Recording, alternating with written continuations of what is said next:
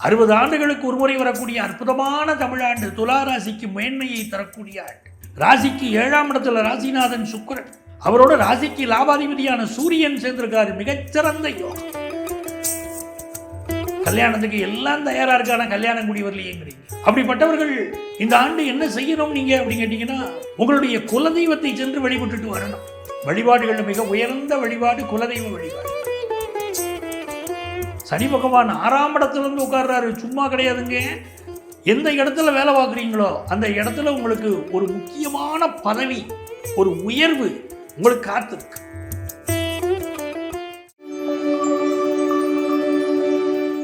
இருக்கக்கூடிய ராசிகளிலேயே மிக அதிகமான நன்மையை பெறக்கூடிய ராசியாக துலா ராசி அதிலே அமைகிறது. என் துலா ராசி பெருமக்களுக்கு அன்பான வாழ்த்துக்களை, பராபவ ஆண்டு நல்வாழ்த்துக்களை தெரிவித்துக் கொண்டு தொடங்குகிறேன். உங்கள் ஆத்மார்த்த ஜோதிடர் நங்கநல்லூர் டாக்டர் பஞ்சநாதன். பராபவ ஆண்டு 60 ஆண்டுகளுக்கு ஒருமுறை வரக்கூடிய அற்புதமான தமிழாண்டு. துலா ராசிக்கு மேன்மையை தரக்கூடிய ஆண்டு. துலா ராசிக்கு ஆண்டு பிறக்கும் போதே சும்மா அதிர்தில்லை அப்படிங்கிற மாதிரி இந்த ஆண்டு இருக்கு. எப்படி? ராசிக்கு 7ஆம் இடத்துல ராசிநாதன் சுக்கிரன் உங்களை பார்த்துக்கிட்டே இருக்கார். அவரோட ராசிக்கு லாபாதிபதியான சூரியன் சேர்ந்திருக்காரு. மிகச்சிறந்த யோகம். இந்த ஆண்டுல கல்யாணம் கண்டிப்பா ஃபிக்ஸ் ஆயிருங்க துளாராசிக்கு. துளாராசி இளைஞர்கள் பல பேர் புலம்பிக்கிட்டே இருக்கீங்க, கல்யாணம் ஆகுமா ஆகாதாங்க. பெரிய தடைகள் இருக்குங்க. கல்யாணத்துக்கு எல்லாம் தயாரா இருக்கான கல்யாணம் கூடி வரலையேங்கிறீங்க. அப்படிப்பட்டவர்கள் இந்த ஆண்டு என்ன செய்யணும் நீங்க அப்படின்னு கேட்டீங்கன்னா, உங்களுடைய குலதெய்வத்தை சென்று வழிபட்டுட்டு வரணும். வழிபாடுகளில் மிக உயர்ந்த வழிபாடு குலதெய்வ வழிபாடு.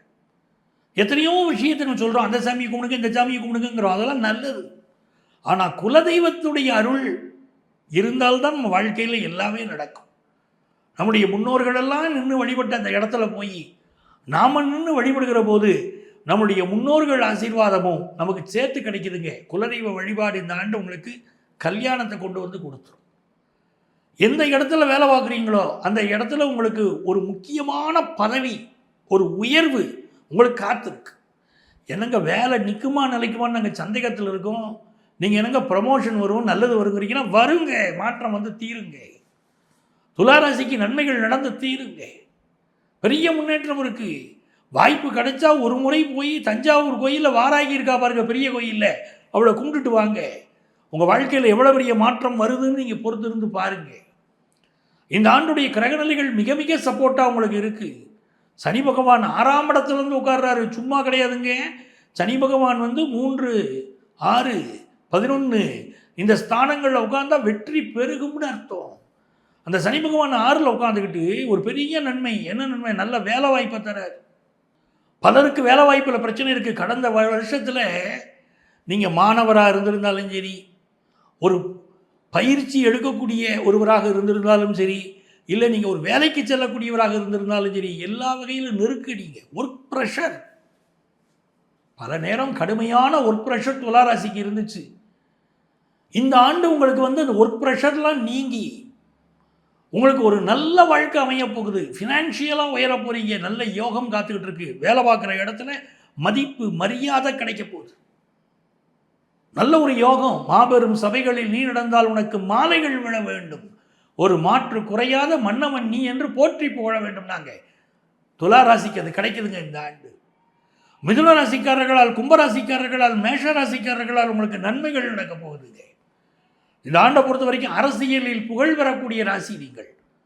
நீதிபதிகள், பேராசிரியர்கள், மருத்துவர்கள், அரசியல்வாதிகள் என்று சகல துறையினருக்கு மிகப்பெரிய வளர்ச்சி துளாராசிக்காரர்களுக்கு காத்திருக்குங்க. பெரிய பெரிய விஷயங்கள் உங்களுக்கு கைகூடி வரப்போகுதுங்க. இந்த ஆண்டு ஒரு அதிர்ஷ்டகரமான ஆண்டு துளாராசிக்கு. படிக்கக்கூடிய மாணவர்கள் படிப்பில் என்ன தடை இருந்தாலும் இப்போ நிவர்த்தி ஆகும். குறிப்பாக பெண்களுக்கு மிக மிக யோகமான ஆண்டு. எந்த துறையில் நீங்கள் டாப்பில் வரணும்னு நினைக்கிறீங்களோ அந்த துறையில் டாப்பில் வருவீங்க. இது நாள் வரைக்கும் உங்களை கிரிட்டிசைஸ் பண்ணிட்டு இருந்தவங்க, தைரியம் இல்லாதவங்க, கோழைங்க, நல்ல படிக்காதவங்க அப்படின்னு உங்களை யார் என்ன கிரிட்டிசைஸ் பண்ணினாலும், சரியாக வேலை பார்க்க தெரியாதவங்க அப்படின்னு யார் என்ன கிரிட்டிசைஸ் பண்ணியிருக்கட்டும், நண்பர்கள் கூட கிரிட்டிசைஸ் பண்ணியிருக்கட்டும், இப்போ எல்லாரும் இந்த ஆண்டு உங்களை பாராட்டியே தீருவாங்க. உங்களுடைய தைரியமான நடவடிக்கை, துணிச்சலான நடவடிக்கை, நல்ல கல்வி, நல்ல அறிவு, நல்ல அழகு, எல்லாம் மேம்படக்கூடிய ஒரு ஆண்டாக இந்த ஆண்டு உங்களுக்கு இருக்கும். இந்த ஆண்டை பொறுத்த வரைக்கும் காம்படிட்டிவ் எக்ஸாம்ஸ் எழுதுறீங்க பாருங்கள், இன்ஜினியரிங் மெடிக்கல் சம்பந்தமான படிப்புகளுக்கு முயற்சி செய்யக்கூடியவர்களுக்கு வெற்றி கிடைக்கும். துலா ராசிக்கு அவ்வளோ பெரிய யோகம் காத்திருக்கு. பிஸ்னஸில் ஒரு பெரிய வளர்ச்சி இருக்குது. நீங்கள் எதிர்பார்க்கக்கூடிய கடன் உதவி உங்களுக்கு கிடைக்கும். பிஸ்னஸை டெவலப் பண்ண முடியும். சார் நான் ஃபாரின் போகணும்னு நினைக்கிறேன், எக்ஸ்போர்ட் பிஸ்னஸ் நினைக்கிறேன், பண்ணணும்னு நினைக்கிறேன், பண்ணுங்க, நல்ல வாய்ப்பு கூடி வரும்.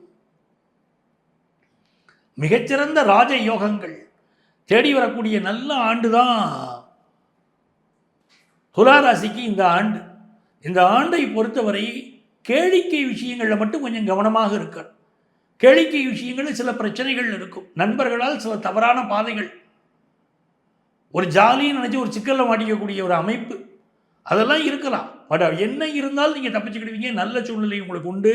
துளாராசிக்காரர்களுக்கு வெற்றிகள் பெருகுவதற்கு தஞ்சை பெரிய கோயில் வாராகியை வழிபாடு செய்து வரணும். செவ்வாய்க்கிழமை வெள்ளிக்கிழமைகளில் வாராகியை நீங்கள் வழிபட்டு வந்தால் அது உங்களுக்கு மிகப்பெரிய வளர்ச்சி உங்களுக்கு வந்து சேரும். அதே போல தேய்பிறை பஞ்சமியிலே சென்று நீங்கள் வாராகியை வழிபட்டாலும் துளாராசிக்காரர்களுக்கு இந்த பராபவ ஆண்டு எல்லா வகையிலும் வெற்றி தரக்கூடிய அற்புத ஆண்டாக அமைகிறது. உங்களுக்கு என்னுடைய கூடுதல் வாழ்த்துக்கள்.